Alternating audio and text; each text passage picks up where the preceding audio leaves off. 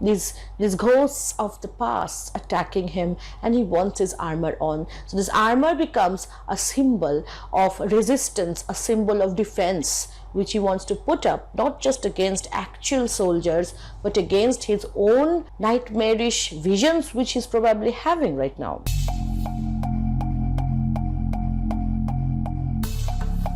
Hello and welcome back to Nibblepop. We are doing this video series on Macbeth. It's line by line textual analysis, and we have reached almost the fag end of the play. Today in this video we are going to look at a lot of scenes together from Act 5. We will be looking at scenes 2, 3, 4, 5, 6 and 7 from Act 5. Why I'm taking up all these scenes together is because these scenes are very short and there's no point doing a video on them individually, and so I will be looking at these scenes as a cluster so that finally when we reach the last end of the play we can find the final action on stage. So stay with me till the end of this video, and please subscribe to my channel if you haven't done so yet. Share with your friends and people who might benefit from the videos which we make on this channel. This is Monami Mukherjee. Welcome once again.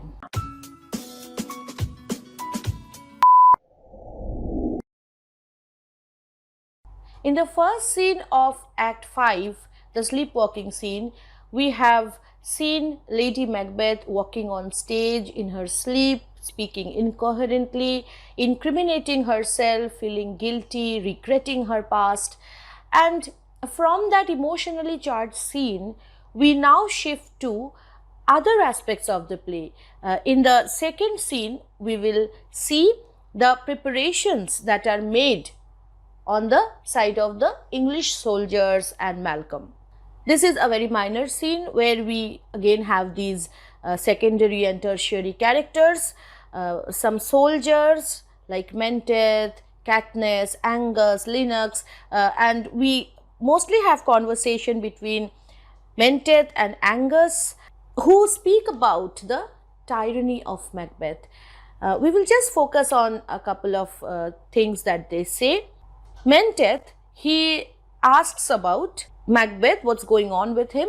What does the tyrant? And Katniss replies, great Dunsinane he strongly fortifies.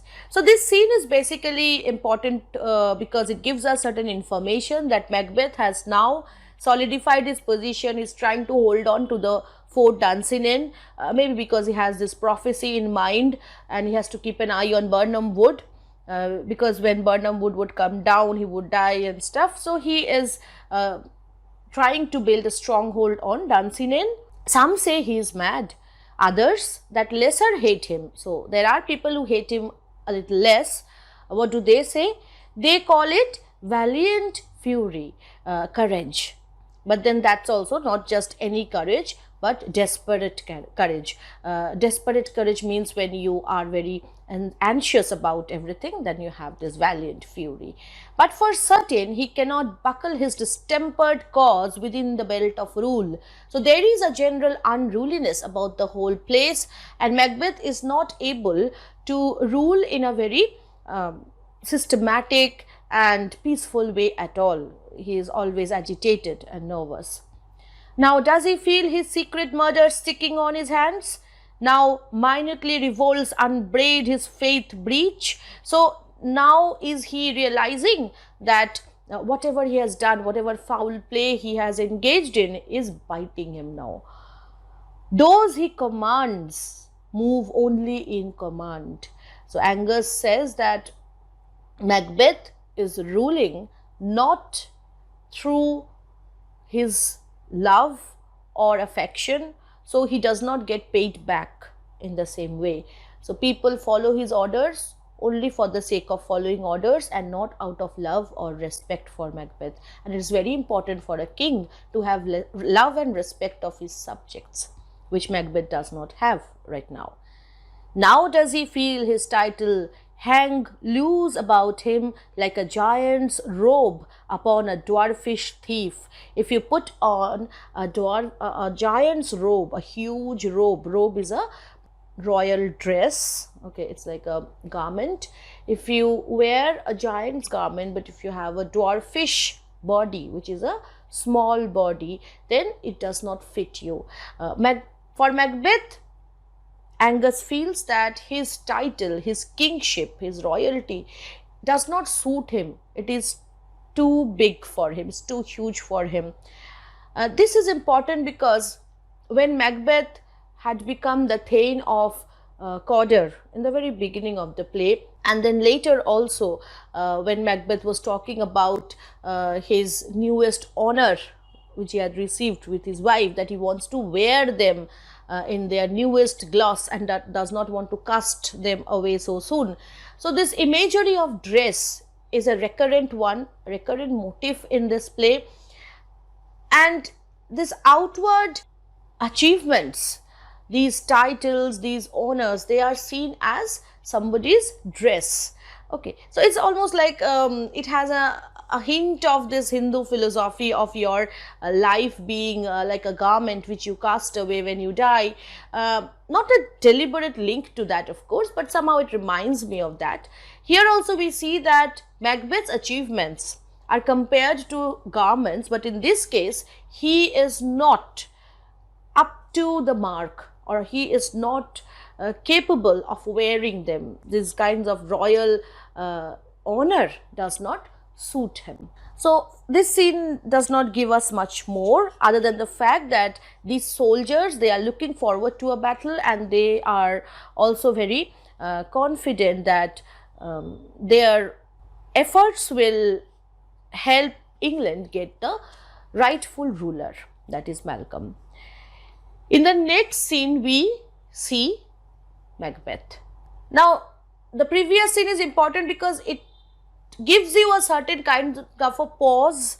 It helps you shift from that emotionally charged scene to another scene where Macbeth is talking in soliloquies and speaking his mind out. You need a break, and scene 2 provides that break. In scene 3 we see Macbeth with the doctor who was there to treat Lady Macbeth and his attendants in a room in Dunsinane Castle. So this is scene 3 we are looking at. Macbeth is fed up of the reports that he is receiving about the enemy soldiers coming in. Bring me no more reports, let them fly all. And he also talks about the reports of different noblemen who are escaping Scotland, who are running away from Scotland and joining hands with Malcolm. Now this happens when a king loses power. Then the nobles, they sense that, and somehow they join the opponent party to strengthen their hand to bring down the existing king. So this is what's happening here, and Macbeth is fed up with these betraying nobles who are going away from him to join Malcolm's group. But he is confident that nothing can happen to him till Burnham would remove to Dunsinane. I cannot taint with fear. What's the boy Malcolm? Was he not born of woman? So I'm not going to be killed by anybody who is born of woman. So why should I be afraid of Malcolm? No man that's born of woman shall ever have power upon thee. So he is trying to repeat these prophecies to himself to reassure himself. It's almost just in a way a religious man repeats to himself phrases from the Bible. He is repeating to himself the words said to him or addressed to him by the prophetic visions, and he wants to find assurance in them. Then fly, false thanes, and mingle with the English epicures. Epicures means people who spend time doing nothing but enjoying their sensual activities. So he looks at English people as epicures, and he feels that I'm not bothered if somebody goes and joins them. The mind I sway by and the heart I bear shall never sag with doubt nor shake with fear. So we have a man who desperately wants to look very confident, but we don't know yet if that confidence is real or fake.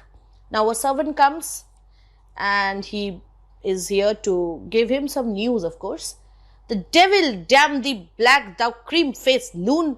Now when this servant enters, Macbeth notices that this face of the servant is very pale. He is very scared. He has seen something.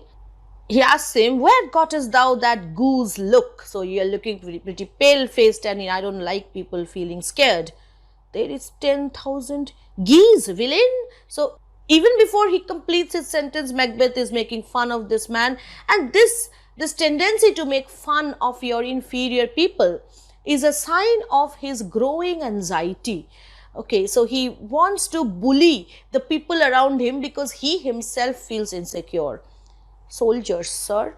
So the servant has come to give him reports of advancing soldiers. "Go prick thy face and overread thy fear." So your face is pale, so you go and prick your face so that some blood comes, otherwise you are looking like a ghost. "Thou lily-livered boy." Liver is the site of courage according to these medieval ideas, and he feels that this servant's liver has turned white with fear and he should do something about it. "What soldier's patch? Death of thy soul. Those linen cheeks of thine are counselors to fear." So your cheeks are so pale that I can understand you are very scared. "What soldier's way face?" "The English force, so please you." So he categorically informs Macbeth that the English soldiers have arrived. "Take thy face hence." He exits and Macbeth calls for his officer in waiting, and the name is Seyton, Seyton. But when you pronounce this word on stage, what does it sound like? Okay, I'll just come back to that. "Seyton, I am sick at heart when I behold Seyton." So while he is speaking, he is calling his officer in waiting, and somehow there is this uncanny connection between the word Satan and Satan, Satan. Is he having a kind of an emotional connection with the devil now? Shakespeare is very good at playing these games with words, with pronunciation, sometimes using pun, sometimes using homophones. So this is what he is doing here. He is showing us as a man who is conversing with the devil, seeking assistance from him. But then we know that Satan, it's an officer in waiting. "Satan, I say, this push will cheer me ever or deceit me now." So this push from the English men, this attack is going to either make me more strong or deceit me, completely defeat me and dethrone me. And then he speaks in a very philosophical manner rather. "I have lived long enough. My way of life is fallen into the sear, the yellow leaf." Now, because we are reading Macbeth, we have this illusion that this rule of Macbeth was very short-lived. It feels like he became the king, then he murdered Banquo, and then he murdered Macduff and his family, and then his wife went mad. But things didn't happen like that in history. Okay, he had a good span of life where he actually ruled. His wife was sane or in her right mental state for possibly a long time. And now he has reached the autumn of his life. Shakespeare is giving us a time lapse here, and we are looking at Macbeth, who has grown old. Has he become wiser? We don't know that yet. My way of life is fallen into the sear, the yellow leaf. Yellow leaf is a very common metaphor of getting old, and that which should accompany old age as honor, love, obedience, troop of friends, I must not look to have.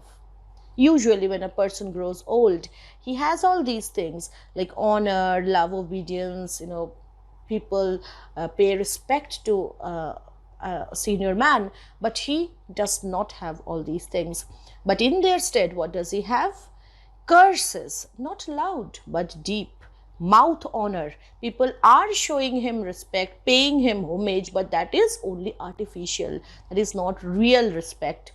Breath, which the poor heart would fain deny and dare not. So people are apparently showing him reverence, but nobody loves him, and he has started to feel so lonely. And then he again, screams and shouts for his officer in waiting, Satan, Satan comes in. What's your gracious pleasure? What news more? So he now does not trust many people. Even the servants who come and give him information are, rebuked and ridiculed. Satan is one of the last few people whom he actually trusts here. All is confirmed, my lord, which was reported. So Satan, he confirms the reports given by the servants. I'll fight till from my bones my flesh be hacked. Give me my armor. So Macbeth wants to fight like a hero, just like he used to do in his early battles of early days, young days, and he wants his armor about him. Armor is that dress made of iron and steel which protects you in battlefield. That is an armor. And here it is also interesting because armor is also an extension of garment. So here also we see that Macbeth is more interested in wearing an armor than the royal or king's robe, king's dress. I'll put it on. So Satan says it's not needed now. Why are you going to wear an armor now? I'll put it on. So who is Macbeth fighting right now? Has the soldiers already come to attack him? No.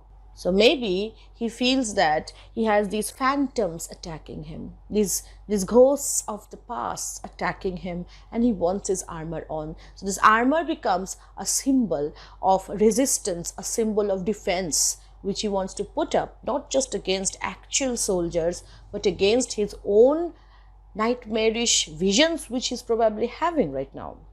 Then he wants to know about his wife. How does your patient, doctor? Not so sick, my lord, as she is troubled with thick coming fancies that keep her from her rest. The doctor knows that the disease which Lady Macbeth is suffering from is psychological rather than physiological. It's a disease of the mind more than it is a disease of the body, and he says so. Cure her of that. Canst thou not minister to a mind diseased, pluck from the memory a rooted sorrow? So can't you do these things? Can't you treat a mind which is diseased? Can't you take away, remove a sorrow which is rooted inside the brain? Raise out the written troubles of the brain. He feels that all the troubles are written on the neurons of the brain, and he wants the doctor to erase those writings. He wants him to treat the patient here, and with some sweet oblivious antidote. Oblivion means a state of forgetfulness. So he wants the doctor to treat the patient with an antidote that will cause oblivion, forgetfulness, because he knows that forgetting is the only way out here. Cleans the stuffed bosom of that perilous stuff which weighs upon the heart. So obviously, when the heart is weighed down, burdened by sorrows, that sorrow must be lifted to relieve the heart. And Macbeth is asking the doctor to do just that. And look at the doctor's reply, my God. Therein the patient must minister to himself. So I cannot do it by myself. It is something that the patient must do by himself. He is deliberately using the pronoun himself. Who are they talking about? They are talking about Lady Macbeth.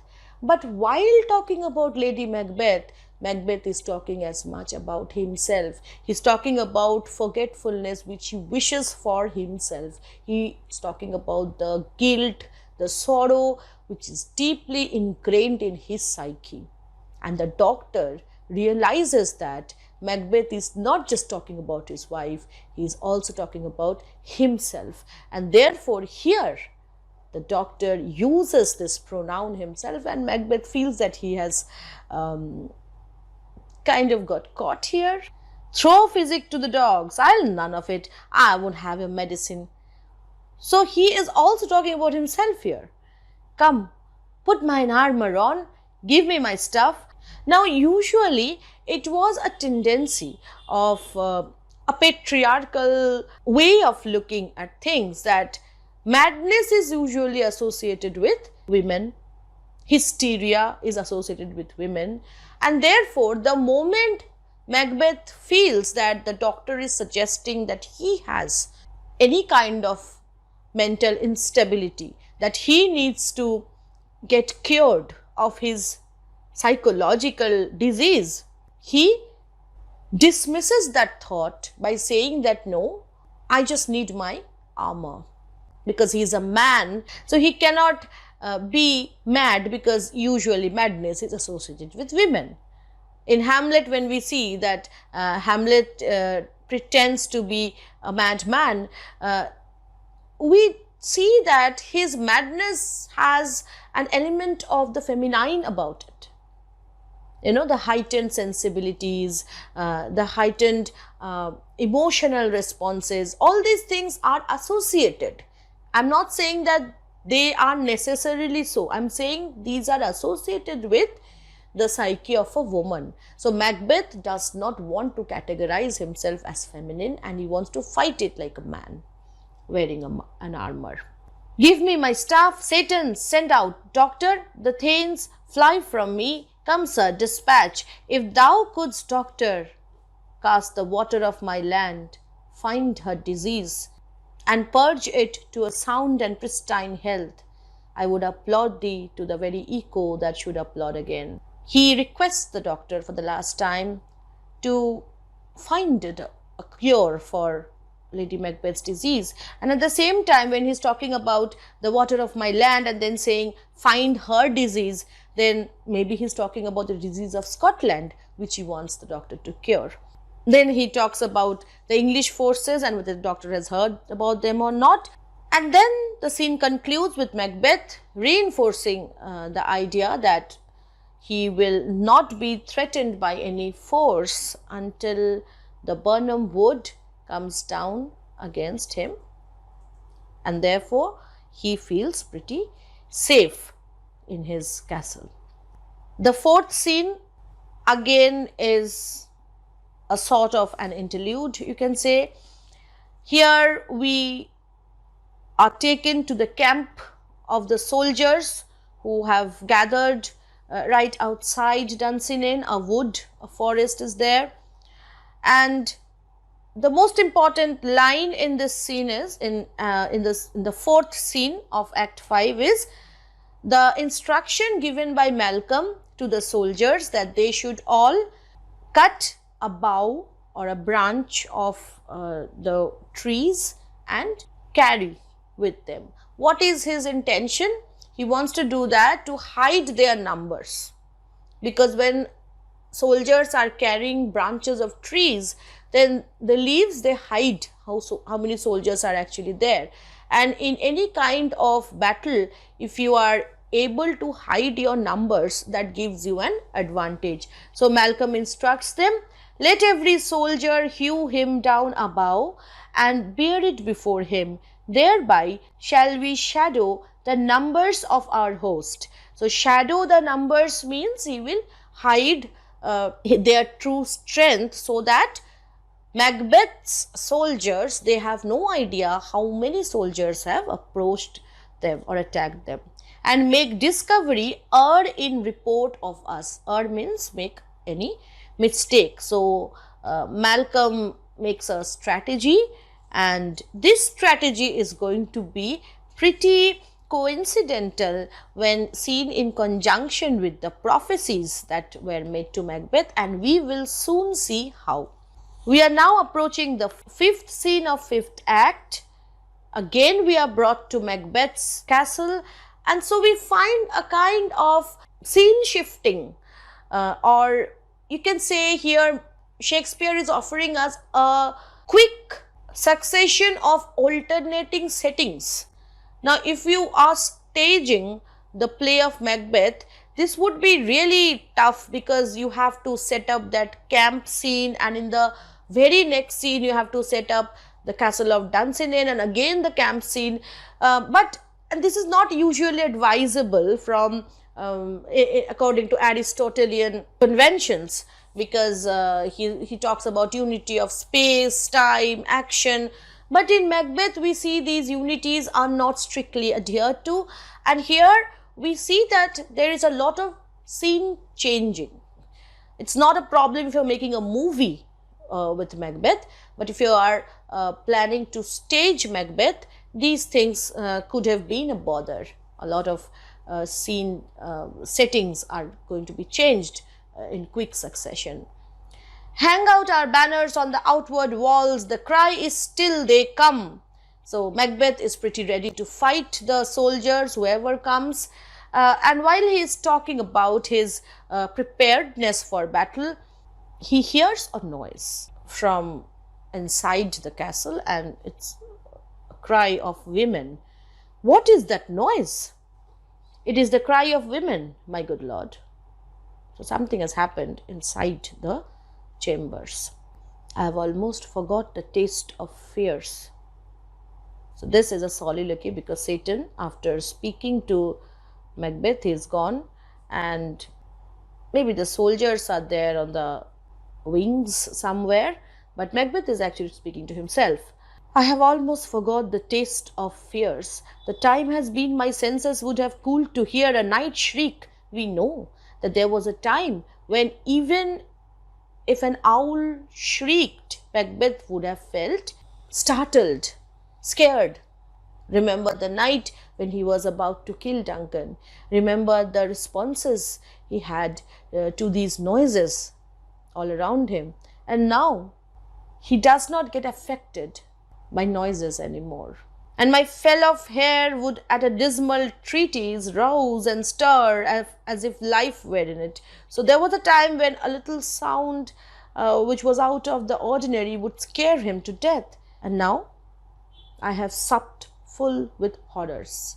He has drugged himself with so much violence that nothing affects him now. He is not scared anymore. He is not affected anymore. So he's become like a zombie, unaffected by anything. Direness, familiar to my slaughterous thoughts, cannot once start me. So nothing can shock me. Nothing can catch me off guard. I'm so used to violence now.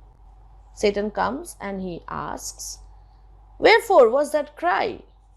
The queen, my lord, is dead. That's it. So unceremonious. Such a grand figure who rises to such a gracious figure in front of our eyes is dismissed with just these, 1, 2, 3, 4, 5, 6 words. The queen, my lord, is dead. And what is Macbeth's response? She should have died hereafter. This is not the time for dying, I'm going to fight a war. How can she just die and leave me like this? She should have died, later, when I would have had the time to mourn her death, to speak a lot about it, to grieve her. He feels like this is also kind of a betrayal, perhaps. And at the same time, he feels that he does not have much to say now. She is not the focus of his life anymore.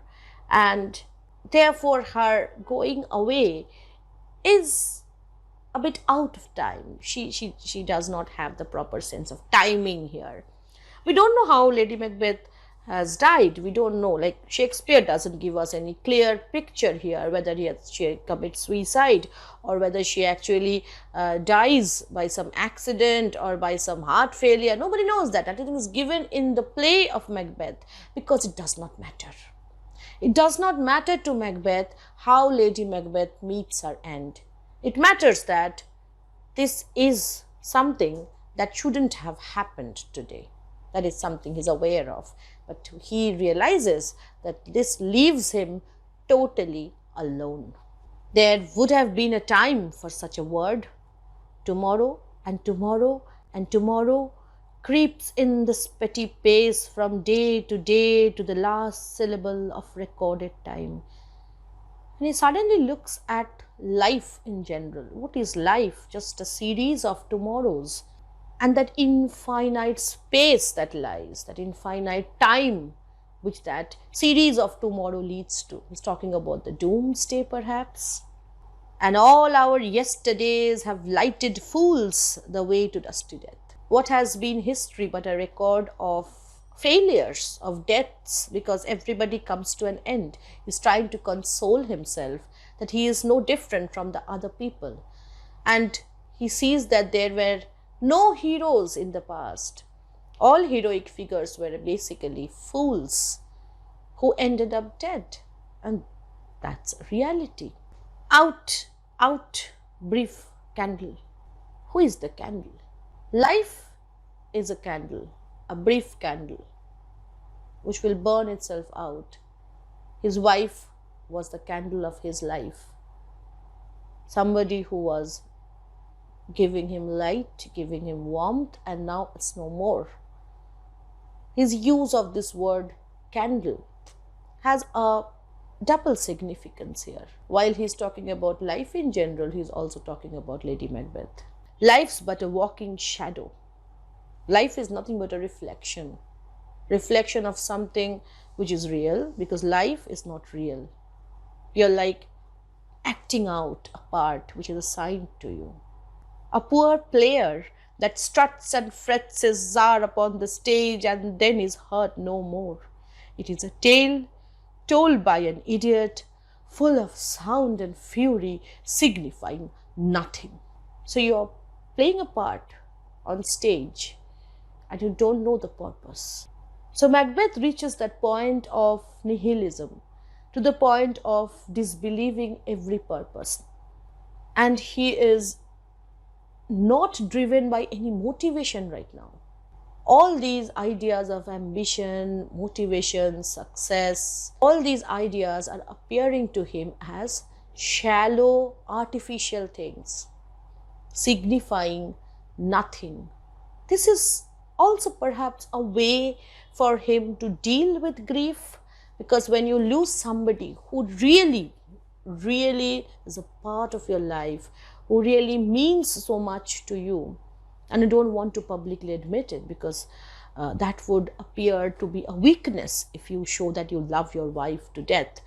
When you love somebody so much and then the person is no more, how do you deal with that grief? You deal with that grief by feeling or by assuring yourself that nothing is meaningful. That gives you some kind of immunity from grief.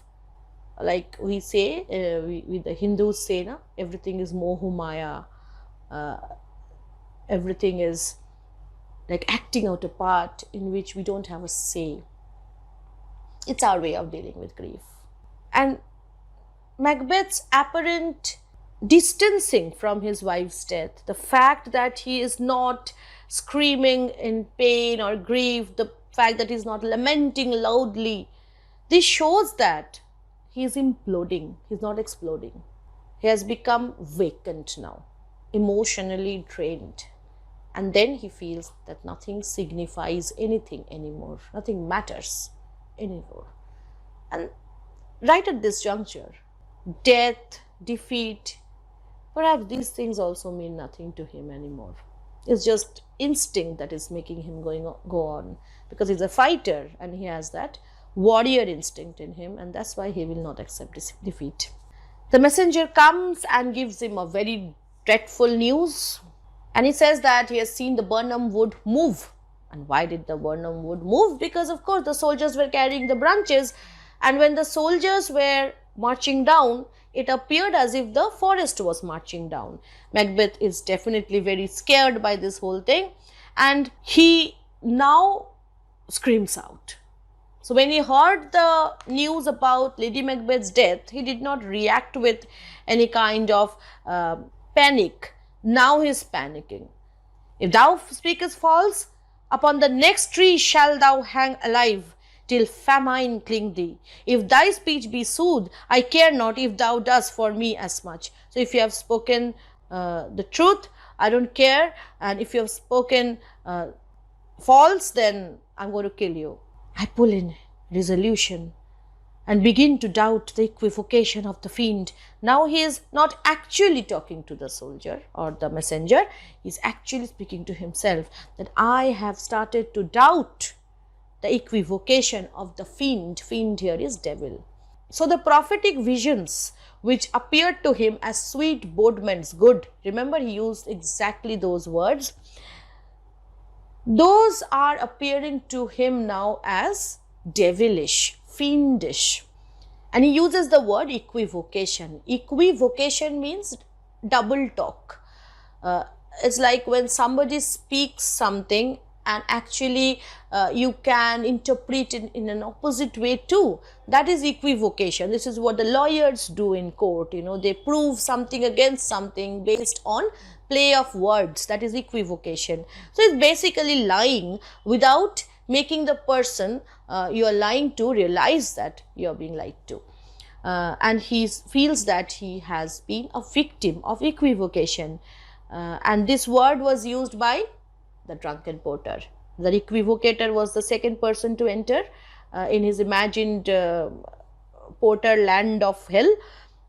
So here we have that same word appearing again. To doubt the equivocation of the fiend that lies like truth. Lies, again, it's a pun.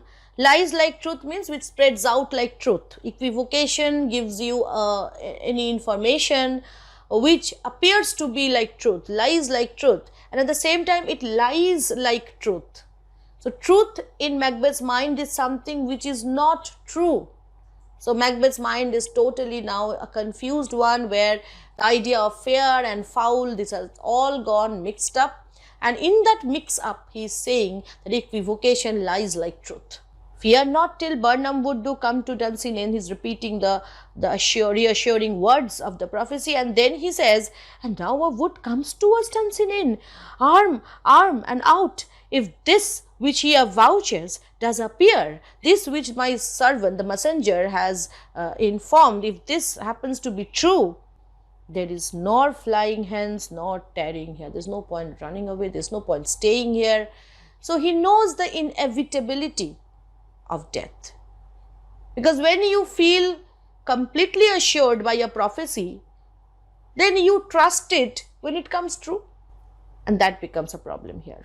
I begin to be aweary of the sun and wish the estate of the world were now undone. He wants to undo everything. But there is no Control Z button in life, it's not that easy. Especially when you have killed so many people, the reset button simply doesn't exist. This statement makes us understand that Macbeth has reached that point when he has started to feel regret.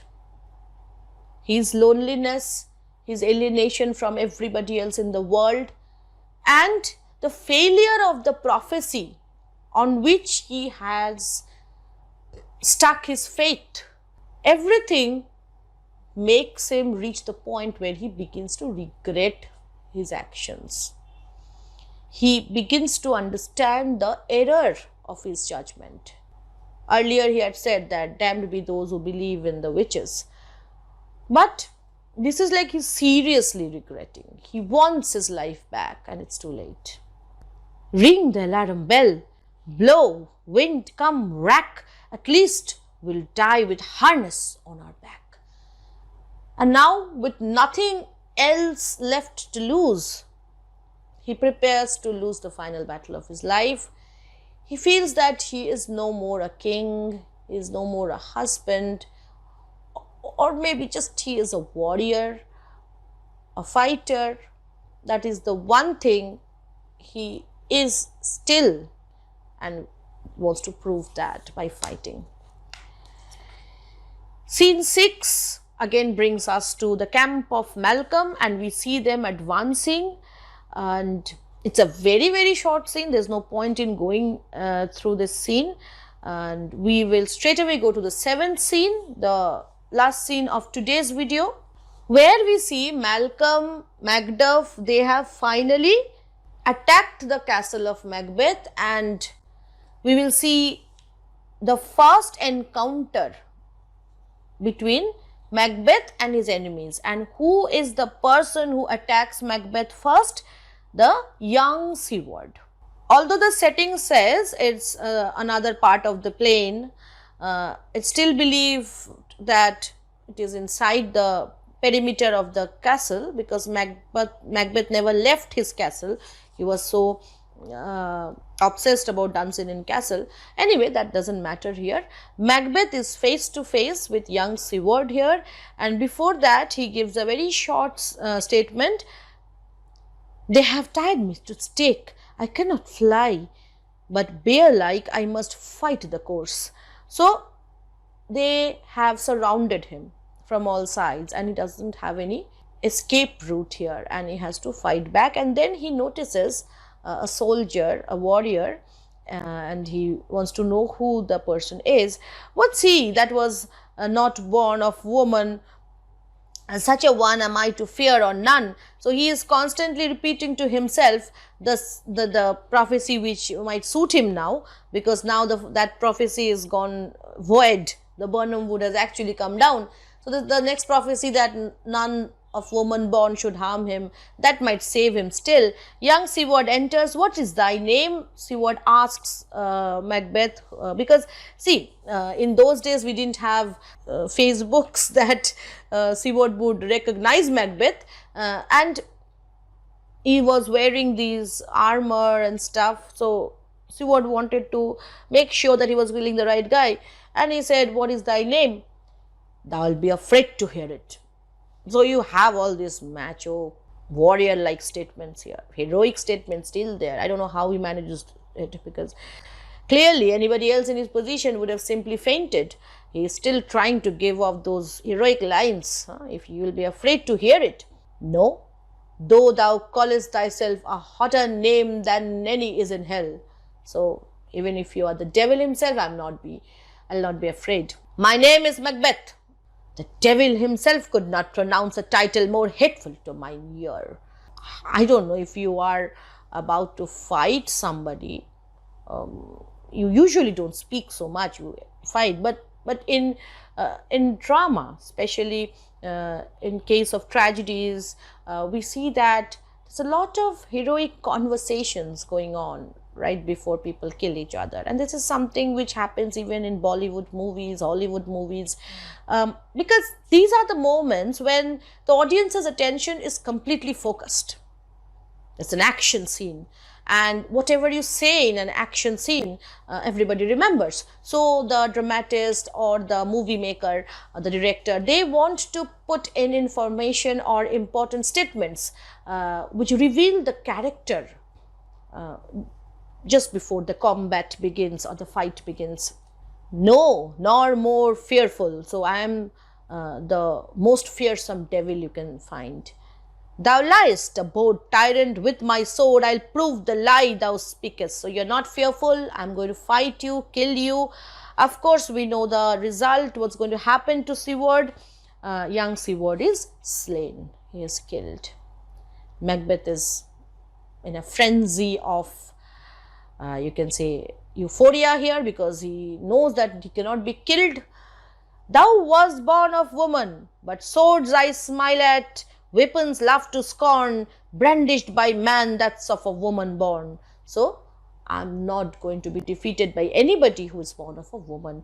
And no doubt he speaks in rhymes again, because somehow he feels that he needs to excite in him that darker force which connected him to the witches. This is the last moment of energy that he requires to fight back. Macduff enters. Now before Macduff enters, Macbeth goes away from the stage. So Macduff is not able to see anybody. He says, that way the noise is, tyrant, show thy face. So it's not possible to capture the kind of frenzy that is going on the stage. You know, I can't be so expressive. But clearly, see, Macbeth, he kills the young boy, runs away, and then Macduff enters, and he says that there's a noise here. So it's a lot of suspense going on. And if you are watching the play, then you will get the idea. It's not possible to read that stuff. Tyrant, show thy face, if thou beest slain, and with no stroke of mine. Now, what is Macduff's worry here? Macduff is worried that somebody else might kill Macbeth. Because he is so dead against him, he wants to kill Macbeth, and he does not wish anybody else to kill Macbeth. If thou be slain and with no stroke of mine, if you are killed but not by my sword, my wife and children's ghosts will haunt me still. I cannot strike at wretched kernels whose arms are hired to bear their staves. So, he does not want to kill or attack any soldier who are hired to fight. He wants to fight Macbeth. He wants to fight the devil, because you remember, it is a personal clash now. He has a personal grudge and wants a personal revenge against Macbeth. Either thou, Macbeth, or else my sword with an unbattered edge I sheathe again undeeded. Undeeded means without doing its work. So he will put his sword back into the sheath, into the cover, if anybody else approaches him. He is so adamant, I am not going to kill anybody else, I am going to kill only Macbeth. There thou shouldst be. So he is pointing at some direction and rushing towards that. By this great clatter, one of greatest note seems bruited. Let me find him fortune, and more I beg not. So he prays to get hold of Macbeth before anybody else does. He exits. Now Malcolm comes. So the same stage, same setting, where we first see that Macbeth enters, there is a fight. Then Macduff enters, there is a speech, and then Malcolm, an old steward, they enter. This way, my lord, the castle's gently rendered, the tyrant's people on both sides do fight, the noble thanes do bravely in the war, the day almost itself professes yours, and little is to do. This seems that Macbeth's soldiers have not been able to defend him, and many of Macbeth's soldiers are fighting in support of Malcolm. So this castle has fallen, it has been captured almost effortlessly. The day almost itself professes yours. So your victory is almost professed. We have met with foes that strike beside us, which means that while fighting, some of Macbeth's soldiers, they were hitting deliberately, missing their mark. Why did they do that? Because they were so against Macbeth. Even Macbeth's soldiers were so against Macbeth that it did not want to hurt Malcolm's soldiers. So this is very emotional, that Malcolm feels kind of very overwhelmed that I have seen people actually support us who are paid to do Macbeth's work, and then they exit. And it appears that the battle is won by Malcolm and his companions. Now we reach the last leg of the play, which we will be taking up in the next video, which will be the last video of this series. Although I plan to do a lot of videos on different aspects of the play, but so far as the line by line reading is concerned, there is going to be just one more video after this. So what we have understood from these scenes is that this last phase of Macbeth's life is captured through these scattered images of yellow leaves, the giant's robe that misfits, that doesn't fit, this image of a candle, a brief one. And we also see that Macbeth withdraws from any affection that he has in this life. All the ties are cut off. Lady Macbeth's death is unceremonious, silent, as if her voices are eventually suppressed without any recognition. The alienation is going to make the end of Macbeth look like a relief to him. This phase is the phase of anagnosis, where he realizes somehow that he has made a mistake and he wants to change his life. But has Shakespeare been able to arouse our pity yet? Are we ready to forgive Macbeth yet? Are we ready to call him a tragic hero? Is Macbeth able to arouse in us the feelings of pity and fear that might be eventually turned into a cathartic moment? We don't know that yet. I'm asking you, what do you think? Do you think you like Macbeth? Do you think you want to be in his shoes for anything? Do you think that you can forgive him? Or are you really waiting for him to die? Be with me in my next video, where we will be going through the last few moments of Macbeth's life, and we can wrap our long discussion of Macbeth. Thank you all for being with me. Requesting once again to subscribe to our channel. Thank you so much for your support. This is Monami Mukherjee signing off. Bless you all. Stay happy, stay safe. Bye-bye.